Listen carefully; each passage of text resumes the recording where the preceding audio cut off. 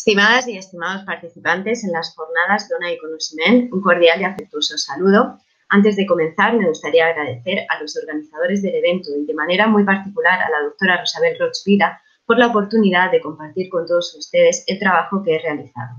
Un trabajo que ahonda en uno de los elementos, podríamos decir, fundamentales cuando hablamos de mujer y educación, como es el liderazgo. Término investigado y controvertido donde los haya, en esta ocasión les invito a centrar su atención en la situación de las mujeres líderes en las instituciones de educación superior. En concreto, vamos a analizar los diferenciales de género existentes en este ámbito, así como vamos a estudiar algunas de las propuestas, algunas de las estrategias que se pueden implementar con el objetivo de que las voces de las mujeres resuenen con más fuerza en los espacios del liderazgo universitario. Y para ello vamos a hacer un breve recorrido por algunos de los aspectos que podríamos decir clave en estos ámbitos, como por ejemplo la compleja relación que tradicionalmente ha existido entre estos dos campos de conocimiento, el liderazgo y el género. Seguidamente vamos a analizar algunas de las propuestas teóricas que se han enunciado con el objetivo de intentar explicar las causas de las desigualdades que las mujeres experimentan en el ámbito del liderazgo. En tercera instancia, vamos a ocuparnos de uno de los aspectos más controvertidos cuando hablamos del liderazgo femenino, como es la posible existencia de estilos de liderazgo diferenciados entre hombres y mujeres. Posteriormente, vamos a esbozar una panorámica nacional e internacional respecto a los diferenciales de género existentes en el liderazgo universitario y vamos también a analizar algunas de las herramientas, de las estrategias que se están aplicando actualmente con el objetivo de favorecer la igualdad de género en la academia y de manera particular en el ámbito de la gestión y del liderazgo universitario. Para finalizar, y en base a todo ello, propondremos una serie de medidas y actuaciones que tienen como objetivo estimular, favorecer que las voces de las mujeres resuenen con más fuerza en los espacios del liderazgo académico. Y para ello, para intentar explicar el difícil diálogo, la difícil relación que existe entre estos dos campos de conocimiento, entre el liderazgo y el género, es necesario partir del análisis de la situación en la que se encuentran las instituciones de educación superior. Baste una simple mirada a la academia para poder afirmar que ésta se encuentra en un momento crítico, en una encrucijada, podríamos decir, en una encrucijada donde los desafíos y las oportunidades se entremezclan y se superponen. Y es en este contexto donde el estudio del liderazgo tiene una importancia capital. ¿Y por qué tiene una importancia capital? Bueno, pues porque las instituciones de educación superior precisan de líderes que sean capaces de responder con eficacia y efectividad a los desafíos del presente y del futuro. Pese a las dificultades existentes en torno a la definición del liderazgo, este puede ser entendido como aquel proceso de influencia que tiene lugar entre la persona que desempeña el rol de líder y los miembros del grupo, y que puede ser explicado en base a las actitudes y conductas de la persona que desempeña la función de liderazgo, las percepciones de los miembros del grupo y el contexto en el que dicho proceso de influencia tiene lugar. Contexto que en el caso de las instituciones de educación superior presenta una serie de características y rasgos distintivos que lo van a hacer distinto del resto de liderazgos que se pueden llevar a cabo en otros ámbitos, como por ejemplo en el ámbito empresarial. El estudio prolífico del liderazgo ha dado lugar, además, a una amplia diversidad de estilos de liderazgo.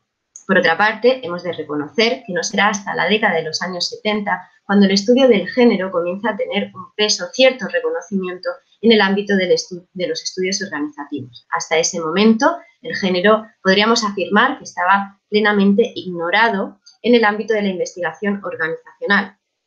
Hasta la década de los años 70, el género únicamente se contemplaba como una variable con la que llevar a cabo estudios comparativos con el objetivo de establecer diferencias entre las actitudes, las creencias, los comportamientos de los hombres y de las mujeres.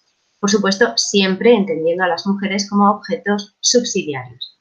Será, por tanto, a partir de la década de los años 70, cuando el género comienza a ser entendido verdaderamente como una construcción sociocultural, cuando empiece a diferenciarse del concepto de sexo, cuando éste pase a ser considerado como una herramienta con la que llevar a cabo interpretaciones de la realidad social. Y será entonces, a partir de ese momento, a partir de la década de los años 70, cuando comiencen a buscarse posibles explicaciones a las desigualdades que experimentan las mujeres en el ámbito del liderazgo. Algunas de las posibles explicaciones, algunas de las propuestas teóricas que se han enunciado en este ámbito son, por una parte, la teoría de la congruencia de rol, formulada por Early y Carau, de acuerdo con los cuales, debido a la diferenciación en los roles tradicionales de género, las mujeres han de desempeñar tareas relacionadas con el afecto, el cuidado, las relaciones, etcétera, etcétera. Es decir, rasgos expresivos o comunales. Y, por tanto, se considera que es más adecuado que éstas se dediquen a profesiones vinculadas pues, con el ámbito de la educación, de la enfermería, etcétera, etcétera. Por el contrario, los hombres han de desempeñar trabajos que estén relacionados con la productividad, la efectividad, la competitividad, etcétera, etcétera, etcétera. Y por ello se entiende que el liderazgo es, ante todo, una función eminentemente masculina. De hecho, esta idea se encuentra en la base del lema Think Leader, Think Manager. ¿Qué sucede con este conjunto de ideas? Bueno, pues que las mujeres, evidentemente, como influencia de los roles tradicionales de género, van a encontrar más obstáculos, más barreras, más dificultades a la hora de integrarse en los espacios del liderazgo, puesto que esa función no se considera que sea femenina. Por otra parte, las mujeres, como consecuencia de la influencia de los roles tradicionales de género, van a coartar sus sueños, sus aspiraciones, sus expectativas en el ámbito del liderazgo, en este caso del ámbito del liderazgo universitario, y van a limitar sus aspiraciones y sus expectativas. Por otra parte, hemos de tener en cuenta también dentro de las posibles teorías explicativas las ideas formuladas por Acker a finales del siglo XX. De acuerdo con esta autora, las instituciones, las organizaciones y dentro de estas también las instituciones de educación superior, se trata de espacios que están afectados, influenciados por la cultura estereotipada de género.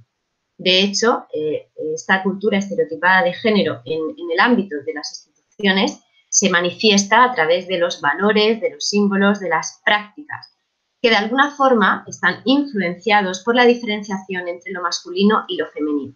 De hecho, de acuerdo con Acker, el género no se trata de un elemento complementario a las instituciones organizativas, sino que se trata de un elemento consustancial a la estructura institucional. Esta diferenciación entre lo masculino y lo femenino se puede apreciar, se puede evidenciar de dos formas. Por una parte, de forma muy evidente, procesos muy evidentes, como puede ser, por ejemplo, la división tradicional del trabajo, la división de los espacios, etcétera, etcétera. Pero también, sobre todo muy recientemente, se puede apreciar a través de la existencia de prácticas y de mecanismos muy sutiles de discriminación y de diferenciación que tienen lugar en las prácticas cotidianas. La institución, por su parte, en su afán por manifestarse como un espacio garante de la igualdad y de la neutralidad, lo que hará será negar la desigualdad, lo que todavía provoca más el énfasis en dicha desigualdad de género. Pasando ahora a centrar nuestra atención en una de las cuestiones, como comentábamos anteriormente, más controvertida en este ámbito, vamos a analizar la existencia de posibles estilos de liderazgo diferenciados entre hombres y mujeres. En este sentido, existen dos posturas claramente diferenciadas, podríamos denominar antagónicas, entre aquellos autores y autoras que afirman que el liderazgo se desempeña de manera diferenciada en función de si se es hombre o se es mujer, y aquellos autores y autoras que más bien plantean que el liderazgo no se encuentra afectado por el hecho de ser hombre o mujer, sino más bien por el contexto. Entre quienes se sitúan en la primera postura, es decir, aquellos que ponen el énfasis en el desempeño diferenciado del liderazgo entre hombres y mujeres, afirman que las mujeres desempeñan un estilo de liderazgo más bien de carácter comunal. ¿Y cómo sería ese estilo de liderazgo comunal? Pues un estilo de liderazgo centrado en el trabajo en equipo, el diálogo, la horizontalidad, la negociación, la colaboración, etcétera, etcétera. Es decir, rasgos expresivos o comunales centrados sobre todo en el cuidado de las personas, el afecto, las relaciones, etcétera, etcétera. Por el contrario, los hombres evidenciarían un estilo de liderazgo, podríamos decir, de carácter más agéntico. ¿Y cómo se caracterizaría? ¿Por qué se caracterizaría ese estilo de liderazgo? Bueno, pues se centrarían sobre todo en estilos de liderazgo de carácter más bien directivo, individualista, centrados en la tarea, etcétera, etcétera, etcétera. Lo que tradicionalmente se ha identificado con los estilos de liderazgo autocrático o transaccional. De hecho, existen numerosos estudios en los que las mujeres, ellas mismas, las propias líderes, se autodefinen así y autodefinen su estilo de liderazgo de manera comunal, centrado en el trabajo en equipo, en las preocupadas por las relaciones, en el cuidado de las personas, etcétera, etcétera. De hecho, el estudio de Proctor con un grupo de líderes, en concreto de rectoras en los Estados Unidos, evidencia que ellas se autodefinen a sí mismas como personas facilitadoras, orientadas hacia el cuidado de las personas, flexibles, etcétera, etcétera. Este conjunto de ideas y de resultados de numerosos artículos ha llevado a plantear la posible hipótesis de que las mujeres prefieren un estilo de liderazgo de manera, podríamos decir, colaborativa, participativa, que tradicionalmente se ha identificado con el estilo de liderazgo transformacional, que casualmente es el que, de acuerdo con la literatura científica y con las evidencias científicas, resulta más efectivo en el ámbito de las instituciones de educación superior. Ahora bien, si centramos nuestra atención en el otro conjunto de autores y autoras que entienden que los estilos de liderazgo están condicionados más bien por el contexto que por el hecho de ser hombre y mujer, estas nos aportan una serie de ideas, de posibles explicaciones que nos ayudan a indagar en esa posible diferenciación. De acuerdo con estas teorías, realmente las mujeres puede ser que prefieran ese modelo de liderazgo colaborativo, participativo, horizontal, centrado en las personas, en el trabajo en equipo, etcétera, etcétera, etcétera, porque evitan la incongruencia de rol que previamente comentábamos.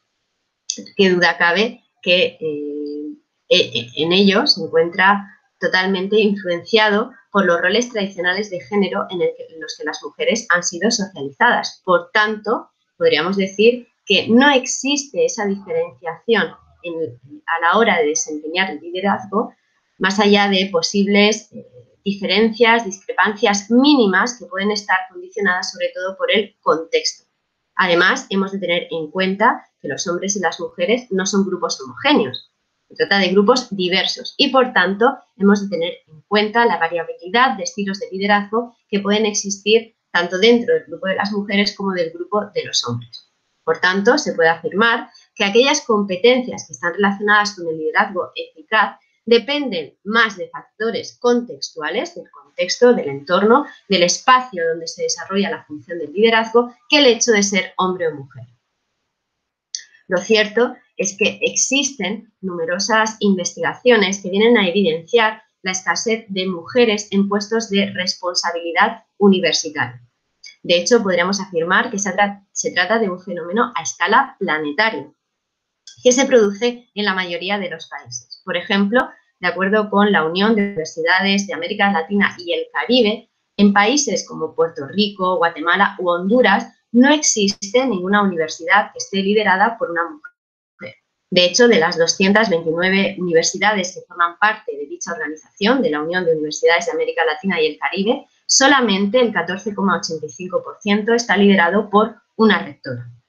En la región del Asia y del Pacífico, en un reciente estudio llevado a cabo por la Universidad de Sydney, podemos apreciar un panorama ciertamente muy similar.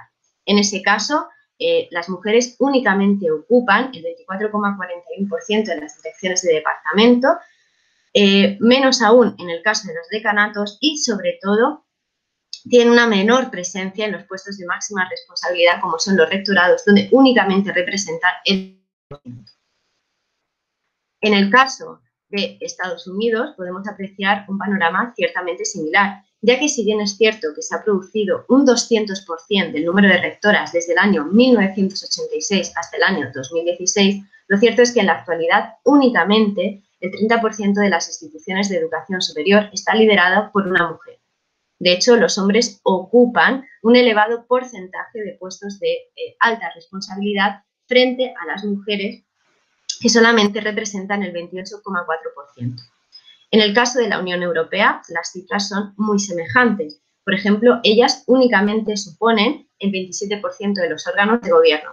Si bien es cierto que estas cifras varían en función de cada uno de los países. Así nos podemos encontrar países como, por ejemplo, los países del norte de Europa, con los que tradicionalmente están más avanzados en materia de igualdad de género, como Suecia, Dinamarca, Finlandia, que llegan a alcanzar esa deseada paridad, donde las mujeres suponen el 41,7% de los puestos de alta responsabilidad universitaria, hasta países como, por ejemplo, Grecia o Chipre, donde solamente representan el 10,4%.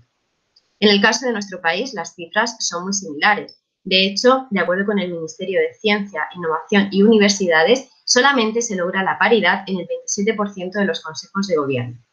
Resulta curioso que en el caso de los vicerrectorados las mujeres cuentan con una mayor representatividad, pero no nos debemos de engañar, porque un análisis en profundidad de la composición de los vicerrectorados permite comprobar la existencia de una clara segregación horizontal. ¿Y por qué una clara segregación horizontal? Bueno, pues porque ellas ocupan sobre todo vicerrectorados relacionados con la atención al alumnado, la extensión universitaria, las relaciones internacionales, etcétera, etcétera, etcétera. Es decir, tareas vinculadas con los roles que tradicionalmente han de desempeñar las mujeres. Mientras que en los vicerrectorados relacionados pues, con infraestructura, investigación, etcétera, etcétera, que son los que tradicionalmente tienen un mayor peso en la estructura académica, están ocupados por hombres. A nivel de rectorado, el puesto de máxima responsabilidad, lo cierto es que en el último año se ha producido un ligero incremento, pero aún así las mujeres únicamente ocupan el 20% de los rectorados de las universidades españolas.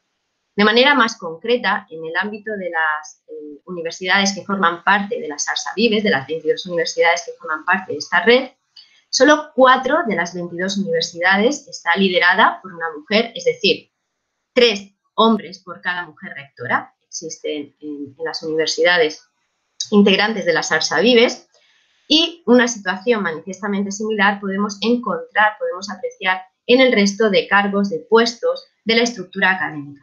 Por ejemplo, ellas únicamente ocupan el 34,96% de las direcciones departamentales, el 28,89% de los decanatos y el 18%, únicamente el 18% de las direcciones de los institutos universitarios de investigación.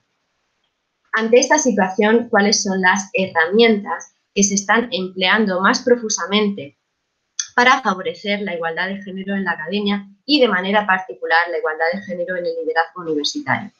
Bien, pues en primer lugar hemos de decir que estas herramientas, que estas estrategias son variadas, de diversa naturaleza, pero vamos a centrar nuestra atención en 2 de ellas. Por una parte, en el aparato legislativo y por otra parte, en las políticas de acción afirmativa.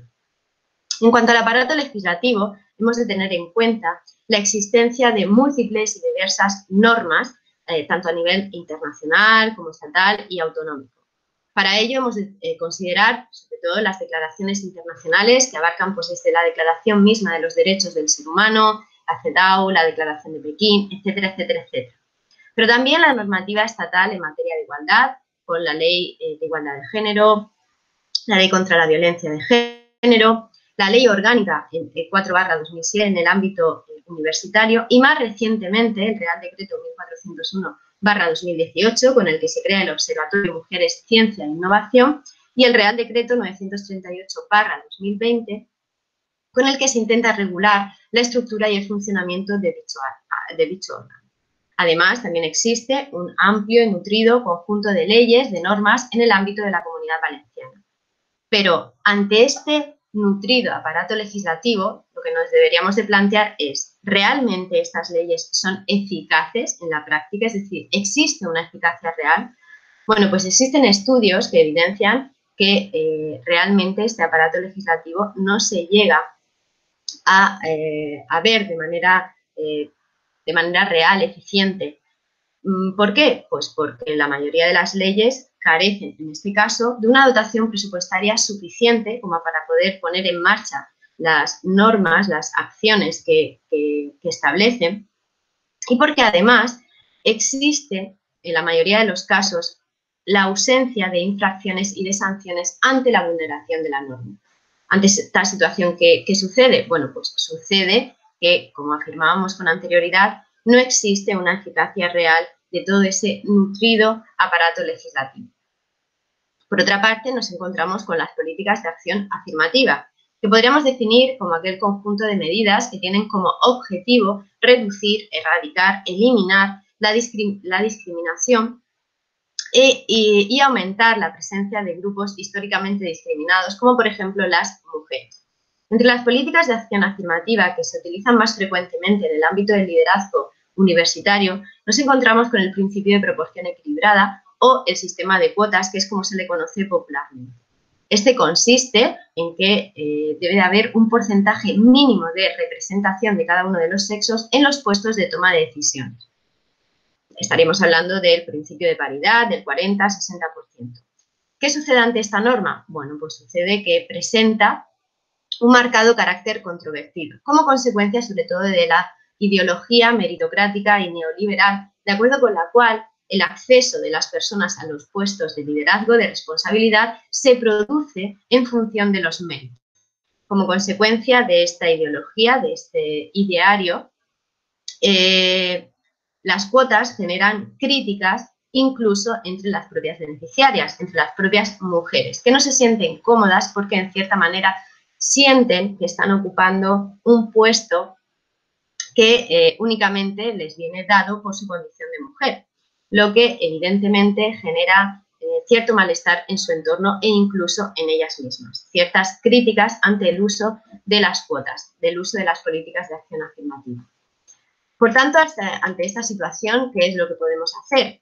Si el aparato legislativo no acaba de ser suficientemente efectivo y las políticas de acción afirmativa generan evidente incomodidad entre las principales beneficiadas, en este caso las mujeres, ¿cuáles son las medidas que se pueden adoptar? Bueno, pues en primer lugar es necesario un fortalecimiento de la sensibilización y la concienciación a nivel institucional. Es preciso integrar la perspectiva de género, el enfoque de género, de manera auténtica, efectiva y transversal en todos los ámbitos y funciones de las instituciones de educación superior, pero de manera prioritaria en la gestión, en el ámbito del liderazgo. ¿Y por qué de manera prioritaria en el ámbito del liderazgo?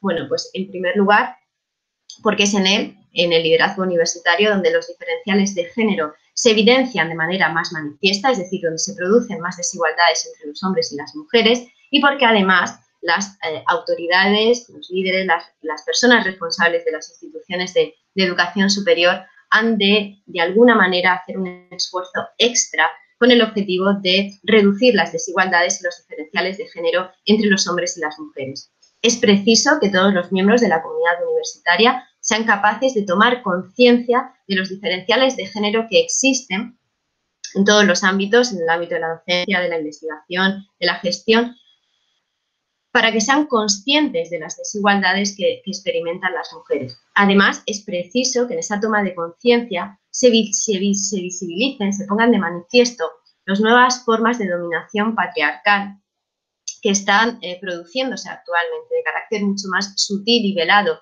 que se producen en la cotidianidad y que por ello en muchos de los casos pasan desapercibidas. También es preciso activar, poner en marcha redes de apoyo y de mentoría, donde las mujeres sean capaces de construir su identidad profesional como líder, aprender a adquirir conocimientos, destrezas, habilidades para ser capaces de enfrentar y superar las dificultades, los retos con los que se encuentran en esta compleja tarea que es el liderazgo universitario. Además, estos espacios, las redes de apoyo y de mentoría se van a convertir en espacios privilegiados para que las mujeres puedan dialogar, reflexionar, escucharse, en definitiva, construir su identidad profesional de líder. Qué duda cabe que la mujer también tiene responsabilidad, y además responsabilidad importante, para que las voces de las líderes se escuchen con más fuerza en los espacios de máxima responsabilidad en las instituciones de educación superior.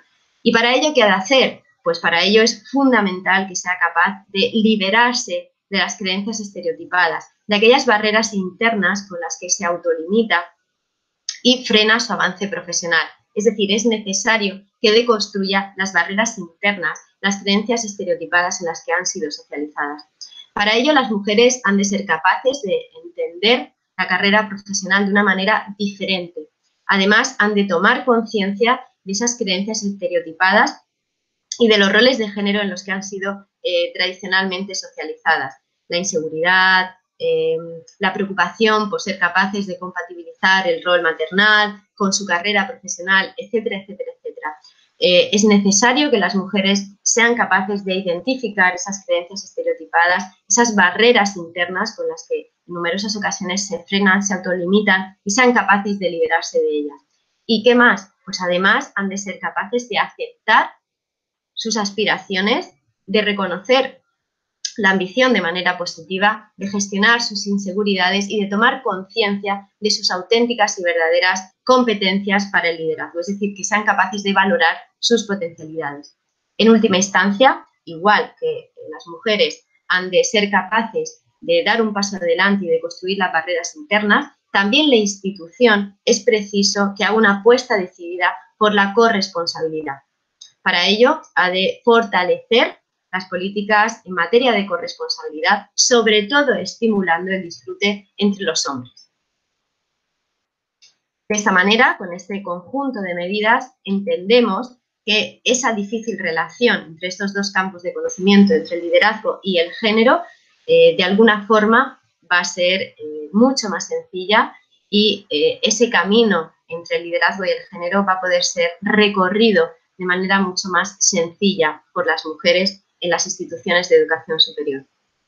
Muchísimas gracias por su atención. Espero que la comunicación les haya resultado interesante y quedo a su disposición para cualquier cuestión que ésta les haya generado. Muchísimas gracias, un cordial saludo y disfruten de las jornadas Dona i Coneixement.